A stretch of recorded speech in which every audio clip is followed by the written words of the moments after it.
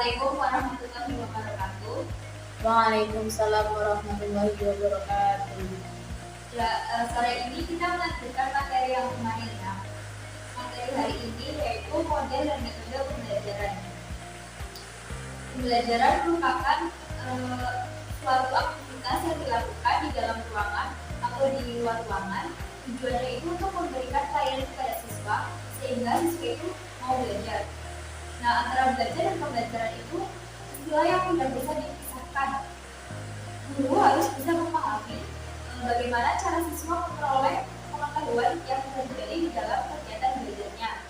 Jadi nanti guru bisa melakukan strategi yang tepat yang bisa digunakan dalam proses pembelajaran. Belajar lebih menekankan pada bahasa tentang siswa dan proses yang menyertai dalam rangka perubahan tingkah laku. Sedangkan pembahasan tentang pembelajaran itu lebih menekankan pada guru dan proses yang menyertai untuk melakukan perubahan terhadap perilaku seseorang. Pembelajaran sendiri merupakan upaya yang dilakukan oleh tenaga pendidik yang dilakukan secara sadar. Tujuannya untuk menyampaikan ilmu pengetahuan, mengorientasi, dan menciptakan sistem lingkungan dengan berbagai metode sehingga siswa dapat melakukan kegiatan belajar secara efektif, efisien, dan mendapatkan hasil yang optimal. Yang selanjutnya, konsep pembelajaran. Ada 3 konsep pembelajaran. Yang pertama secara kuantitatif, yang kedua konstitusional, dan yang ketiga secara kualitatif. Secara kuantitatif, pembelajaran merupakan proses penularan pengetahuan dari guru kepada siswa. Jadi nanti guru memberikan pengetahuan yang dimilikinya kepada siswa. Di sini guru dituntut untuk menguasai pengetahuan yang dimiliki sehingga bisa menyampaikan kepada siswa materi tersebut dengan baik. Yang kedua, konstitusional. Guru itu harus siap mengadaptasi berbagai teknik mengajar untuk berbagai macam siswa yang memiliki berbagai perbedaan individual. Yang ketiga, kualitatif. Secara kualitatif, pembelajaran berarti upaya guru untuk memudahkan kegiatan belajar siswa. Nah, di sini guru hanya tidak berperan sebagai untuk menjaga pengetahuan saja kepada siswanya, tetapi juga melibatkan siswa dalam aktivitas belajar yang efektif dan efisien. Model pembelajaran merupakan prosedur atau pola sistematis yang digunakan sebagai pedoman untuk mencapai tujuan pembelajaran. Nah, di dalamnya ini ada strategi, teknik, metode, bahan, media, dan alat pembelajaran.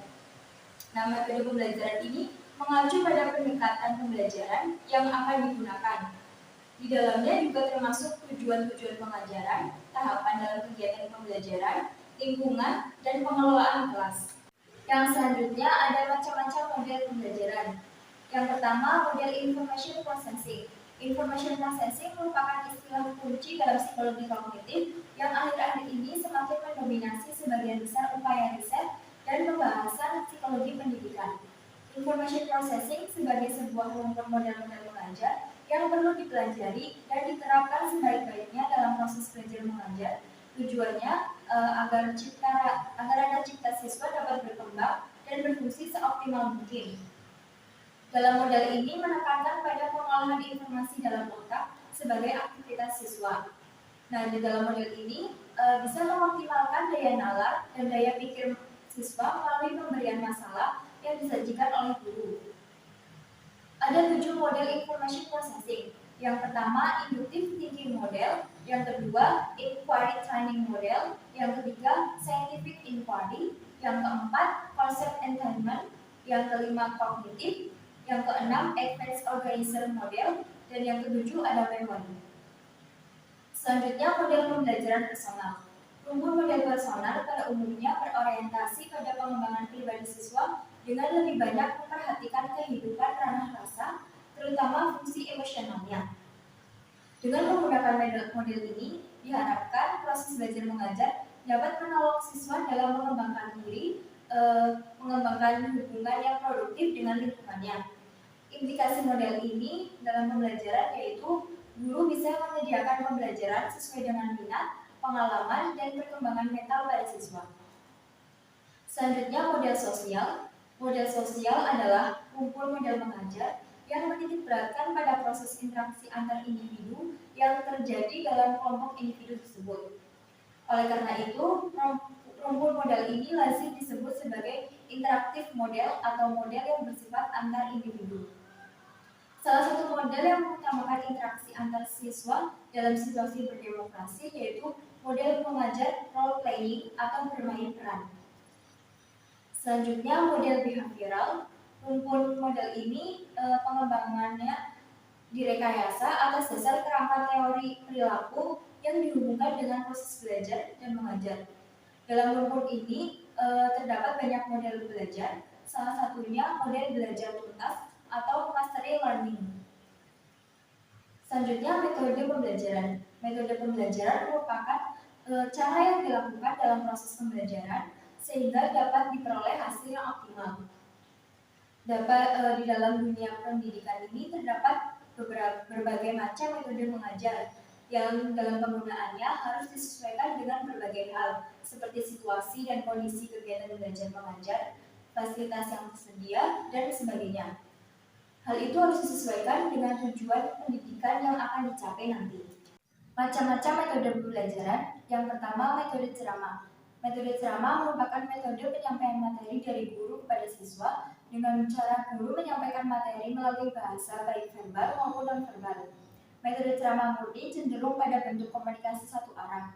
Dalam hal ini, kedudukan siswa adalah sebagai penerima materi dan guru sebagai sumber belajar.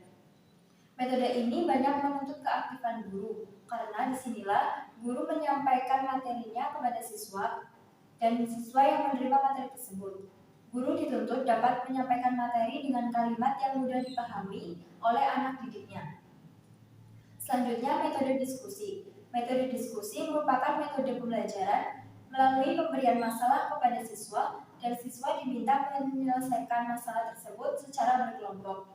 Metode ini dapat mendorong siswa untuk mampu mengemukakan pendapat secara konstruktif serta membiasakan siswa untuk bersikap toleran terhadap pendapat yang disampaikan oleh orang lain. Berikutnya, metode demonstrasi merupakan metode pembelajaran dengan cara memperlihatkan suatu proses atau cara kerja suatu benda yang berkaitan dengan bahan pembelajaran. Metode ini menghendaki guru lebih aktif daripada siswanya. Dapat dilakukan dalam bentuk guru yang memperlihatkan suatu proses atau cara kerja benda, atau sebaliknya, siswa yang berdemonstrasi secara individual ataupun kelompok dalam bimbingan gurunya.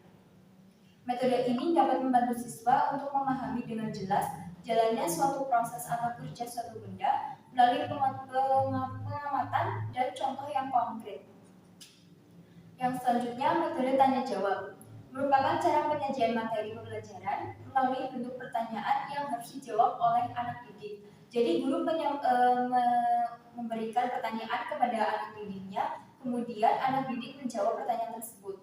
Dengan metode ini bisa dikembangkan keterampilan mengamati, menginterpretasi, mengklasifikasikan, dan membuat kesimpulan, menerapkan, serta mengkomunikasikan. Penggunaan metode ini tujuannya untuk memotivasi anak mengajukan pertanyaan selama proses pembelajaran atau guru yang mengajukan pertanyaan kemudian anak didik yang menjawab. Yang selanjutnya, metode karya wisata merupakan metode penyampaian materi dengan cara membawa langsung anak didik ke objek di luar kelas atau lingkungan kehidupan nyata sehingga siswa dapat mengamati atau mengalami secara langsung. Metode ini menjadikan bahan yang dipelajari di sekolah lebih relevan dengan kenyataan dan kebutuhan yang ada di masyarakat. Yang terakhir, metode eksperimen merupakan metode pembelajaran dalam bentuk pemberian kesempatan kepada siswa untuk melakukan suatu proses atau percobaan. Dengan metode ini, siswa diharapkan dapat sepenuhnya terlibat dalam perencanaan eksperimen, pengumpulan fakta, pengendalian variabel, dan upaya dalam menghadapi masalah secara nyata. Ya, sekian materi pada sore ini. Apabila ada pertanyaan bisa ditanyakan melalui WA Group. Nanti saya akan men-share soal latihan untuk dikerjakan di rumah. Sekian, wassalamualaikum warahmatullahi wabarakatuh.